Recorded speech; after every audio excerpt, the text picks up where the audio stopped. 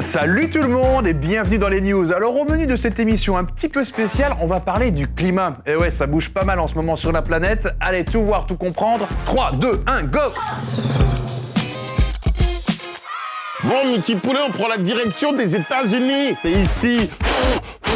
Là-bas, le vent, il fait beaucoup de dégâts. Beaucoup plus que ce que j'essaye de faire. Depuis plusieurs semaines, les États américains sont touchés par des tornades et des tempêtes. C'est le cas de l'État d'Alabama, d'Arkansas, d'Indiana, d'Illinois, du Tennessee ou encore du Mississippi. Ces vents violents provoquent de nombreux dégâts. Des arbres déracinés, des toits envolés, des maisons arrachées. Et c'est là que tu me demandes « Et comment se forme une tornade ?» Attends, je vais t'expliquer.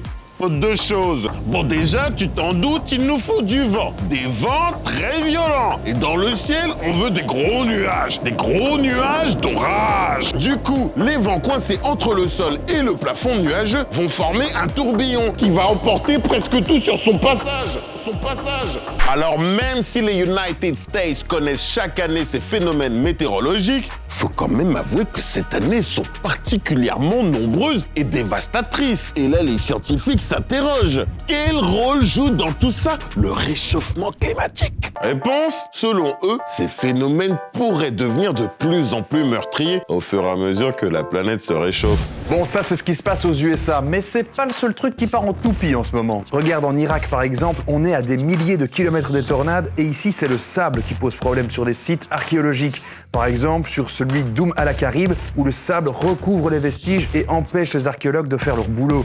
Avec ce sable, on doit malheureusement dire adieu à pas mal de trésors du passé. Bon, on voit bien que tout ça est lié au dérèglement climatique et on arrive de plus en plus à le prouver. En Europe, par exemple, c'est le rôle de Copernicus. Copernicus, mon petit poulet, c'est le nom donné au programme de l'Union européenne pour observer la Terre. Ah bah ouais, c'est pas un scoop. La Terre est surveillée par des satellites et des réseaux de surveillance. Et quand je dis réseau de surveillance, j'entends par là des stations météorologiques ou des bouées océaniques. Ouais, et tous ces instruments servent à donner l'état de santé de la Terre.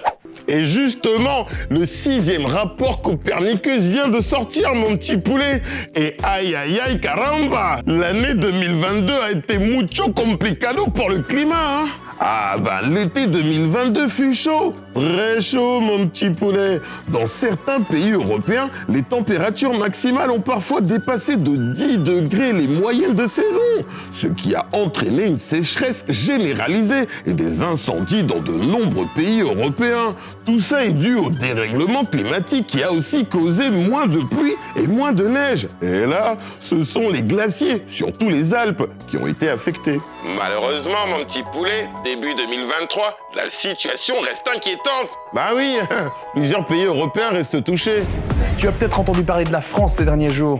Ouais, il y a déjà un incendie qui a fait rage dans les Pyrénées et c'est assez flippant car des feux si tôt dans l'année, c'est très rare. En fait, la France connaît une période de sécheresse, ça veut dire qu'il pleut vraiment pas assez et les sols et les nappes phréatiques sont à sec. Et c'est pas le seul endroit, l'Espagne et la Tunisie font aussi face à ce problème de sécheresse et c'est tout simplement historique. Alors on peut se demander, est-ce que ça va chez nous ou bien c'est tendu? Pour le savoir, on va regarder ici, sous nos pieds. Lui, c'est Olivier et il nous emmène voir si cette source située à Buzyn, en province de Namur, se porte bien. Bon, à première vue, on dirait que le bassin est bien rempli.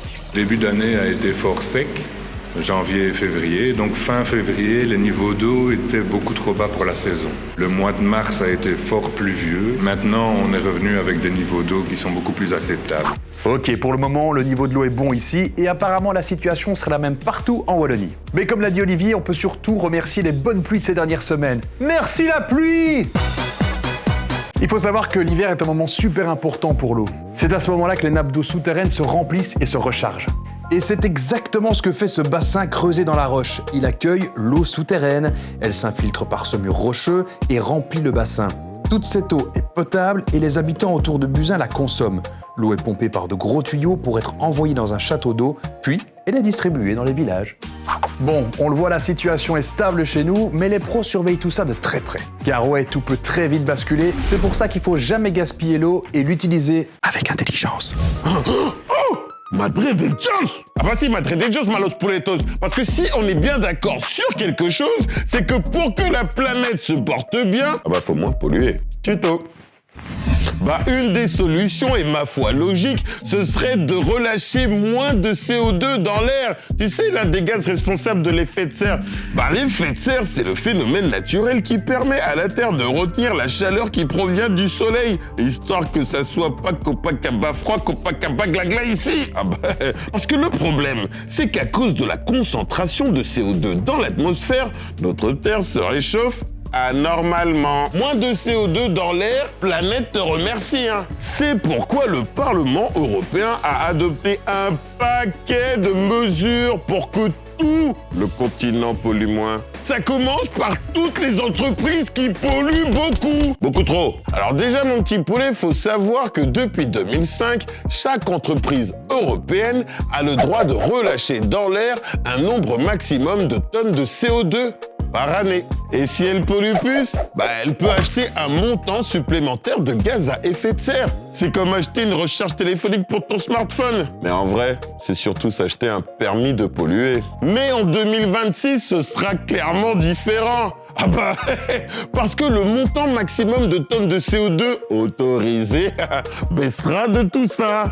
En comparaison avec 2005, ce sera 3 fois moins. Et bien sûr, on n'a pas oublié les entreprises polluantes non européennes. Ah bah, elles devront maintenant lâcher de la grosse moula pour pouvoir vendre leurs produits sur le territoire européen. Et ce que vous devez savoir, c'est que grâce à cet argent, l'Union européenne va faire une grosse réserve de moula. Ça passe par de la rénovation de bâtiments, de l'achat d'énergie renouvelable comme des panneaux solaires, ou encore de l'argent donné directement pour faire face à l'augmentation de certains coûts.